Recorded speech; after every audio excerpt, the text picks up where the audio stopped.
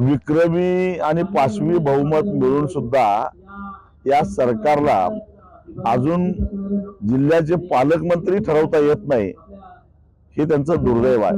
म्हणजे हे बहुमत हे बेगडी आहे आणि अजूनही निवडणुका होऊन 2-3 महिने होऊन गेले, अजूनही सरकारला आपली पकड प्रशासनावर बसवता आलेली नाही आहे। केवळ अधिकाऱ्यांच्या बदल्या करणं याच्या पलीकडे काय या सरकारने केलेलं नाही आहे। याचाच अर्थ एक प्रकारे जो कौल जनतेने दिलाय त्यांचा भ्रमनिरास झालेला आहे आणि म्हणून जनतेने सुद्धा सावध राहिलं पाहिजे।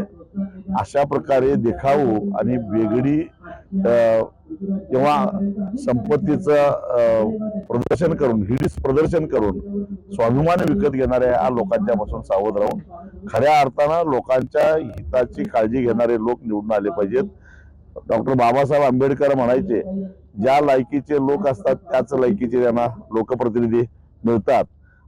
लोकांनी पहिल्यांदा सुधारलं पाहिजे आणि चांगला लोकप्रतिनिधी निवडला पाहिजे। जसं आपल्या मुलीचं लग्न करत असताना जावाई चोखंदळपणानं शोधतो, त्याच पद्धतीनं लोकांनी आपला प्रतिनिधी निवडताना चोखंदळपणानं शोधला पाहिजे। नाहीतर भविष्यात 5 वर्षे परिणाम मत देणाऱ्यांनाच भोगावे लागतात।